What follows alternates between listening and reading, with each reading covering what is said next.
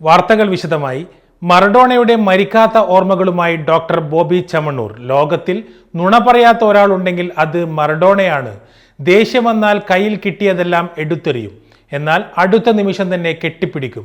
ഒരു നിഷ്കളങ്കനായ സ്കൂൾ വിദ്യാർത്ഥിയെ പോലെയായിരുന്നു മറഡോണ. മറഡോണയുടെ മരിക്കാത്ത ഓർമ്മകളുമായി ഡോക്ടർ ബോബി ചെമ്മണ്ണൂർ.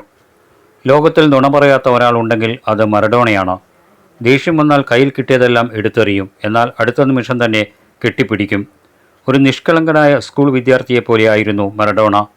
തൻ്റെ പ്രിയ സുഹൃത്തും തൻ്റെ സ്ഥാപനമായ ചെമ്മണ്ണൂർ ഇൻ്റർനാഷണൽ ജ്വല്ലറി ബ്രാൻഡ് അംബാസഡറുമായിരുന്ന മറഡോണയുടെ വിയോഗത്തിൽ ഏറെ ദുഃഖിതനായ ഡോക്ടർ ബോബി ചെമ്മണ്ണൂർ മറഡോണയുമായി ഉണ്ടായിരുന്ന നല്ല ബന്ധത്തിൻ്റെ ഓർമ്മകൾ പങ്കുവയ്ക്കുന്നു. ഞാനൊരു ആരാധകൻ മാത്രമായിരുന്നു. അങ്ങനെയാണ് അദ്ദേഹത്തെ ദുബായിൽ വെച്ച് പല പ്രാവശ്യം വാതിൽ മുട്ടി അവസാനം കണ്ടെത്തുകയും ഒരു ഫോട്ടോ എടുക്കുക എന്നുള്ള ഒരു ലക്ഷ്യം മാത്രമേ എനിക്കുണ്ടായിരുന്നുള്ളൂ. അത് തന്നെ ചോദിക്കാനുള്ള ധൈര്യമില്ലായിരുന്നു. പക്ഷേ പിന്നീട് കൂടുതൽ അടുത്തപ്പോൾ ബ്രാൻഡ് അംബാസഡർ ആവുകയും അതിൽ കൂടുതൽ അദ്ദേഹം ഒരു കളിക്കാരൻ എന്നത് മാത്രമല്ല, അന്ന് ആരാധകനായിരുന്നു. ഇന്ന് ഞാൻ അദ്ദേഹത്തെ സ്നേഹിക്കുന്നു ആത്മാർത്ഥമായിട്ട്. കാരണം സ്ക്രീനിൽ മാത്രമാണ് അന്ന് കാണാൻ സാധിച്ചത്. പിന്നീട് അദ്ദേഹവുമായിട്ട് താമസിക്കാൻ സാധിച്ചു എനിക്ക്. മലേഷ്യ, ദുബായ്, കേരളം, പിന്നെ അതുപോലെ അയാളുടെ നാട്ടിൽ പോയിട്ടുണ്ട് ഞാൻ, അർജന്റീന. അപ്പോൾ അദ്ദേഹവുമായി താമസിച്ച് അടുത്തറിഞ്ഞപ്പോഴാണ് ജനങ്ങൾ അറിയുന്നേക്കാൾ വലിയൊരു ക്വാളിറ്റി അദ്ദേഹത്തിനുണ്ടെന്ന് മനസ്സിലായത്. ലോകത്ത് നുണ പറയാത്ത ഒരാളെ കാണിച്ചു തരാൻ പറഞ്ഞാൽ എനിക്ക് കാണിച്ചു തരാവുന്നത് മറഡോണയെ മാത്രമാണ് എനിക്കറിയാവുന്നത്.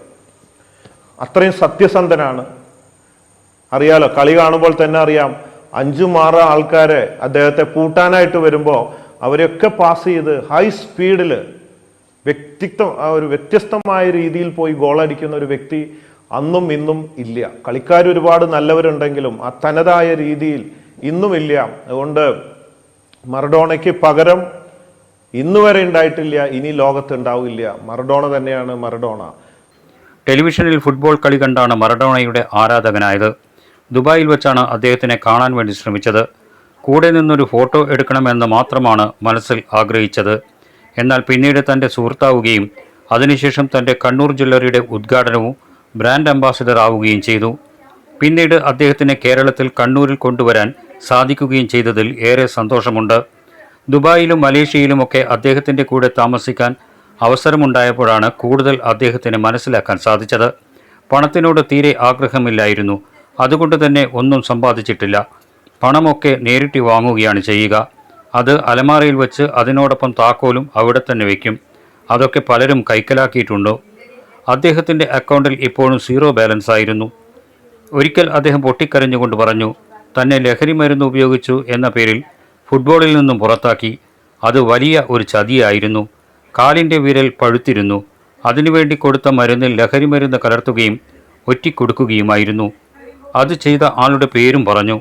അയാളുടെ പേര് താനിപ്പോൾ വെളിപ്പെടുത്തുന്നില്ല എന്നും ഡോക്ടർ ബോബി ചെമ്മണ്ണൂർ പറഞ്ഞു. എങ്ങനെയാണ് ഈ ഫുട്ബോളിൽ എത്തിയത് എന്ന് ചോദിച്ചപ്പോൾ തന്നെ ശസ്ത്രക്രിയ ചെയ്തു നോക്കിയാൽ രക്തത്തിലും ഹൃദയത്തിലുമൊക്കെ ഫുട്ബോൾ കാണൂ എന്നാണ് അദ്ദേഹം ചിരിച്ചുകൊണ്ട് പറഞ്ഞത്. ജനിക്കുമ്പോൾ തന്നെ ഫുട്ബോൾ കളിക്കാരൻ ആയാണ് അദ്ദേഹം ജനിച്ചത്. മെസ്സിയെ അദ്ദേഹം ഏറെ സ്നേഹിച്ചിരുന്നു. മെസ്സിയെ അദ്ദേഹം വ്യക്തിപരമായി പരിശീലിപ്പിച്ചിരുന്നു. അത് പലർക്കും അറിയില്ല. മെസ്സിയുടെ ഓരോ പിഴവിലും അദ്ദേഹം ദുഃഖിച്ചിരുന്നു. പക്ഷേ തൻ്റെ രാജ്യത്തിന് ലോകകപ്പ് ലഭിക്കണം, അതാണ് അദ്ദേഹത്തിൻ്റെ ആത്മാർത്ഥത. അർജന്റീനയിൽ പോയപ്പോൾ മെസ്സിയെയും കാണണം, രണ്ടുപേരെയും ബ്രാൻഡ് അംബാസഡർമാരാക്കണം എന്നൊക്കെ പദ്ധതി ഉണ്ടായിരുന്നു. എന്നാൽ മറഡോണയ്ക്ക് അതിൽ വലിയ താല്പര്യമില്ലായിരുന്നു. അദ്ദേഹം സുഖമില്ലാതെ ആശുപത്രിയിലാണെന്നറിഞ്ഞപ്പോൾ ഏറെ ആശങ്കയിലായിരുന്നു. കൂടെ ആശുപത്രിയിൽ ഉണ്ടായിരുന്നവരെ വിളിച്ച് കാര്യങ്ങൾ അന്വേഷിക്കാറുണ്ടായിരുന്നു. ആശുപത്രിയിൽ നിന്നും ഡിസ്ചാർജ് ചെയ്തപ്പോഴും ചെറിയ ഓർമ്മക്കുറവുണ്ടായിരുന്നു.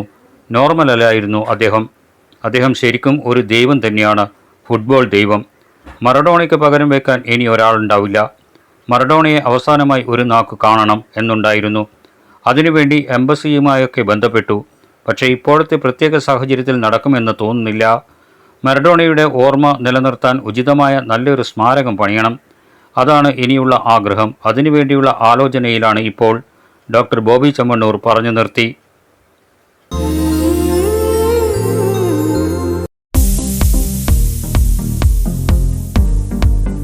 കരിയർ എൻ്റെ ഓൺ വെഞ്ചർ ആരംഭിക്കുന്നത്, ബിസിനസ് സംരംഭം ആരംഭിക്കുന്നത് 94ലാണ്. 36 years experience in business.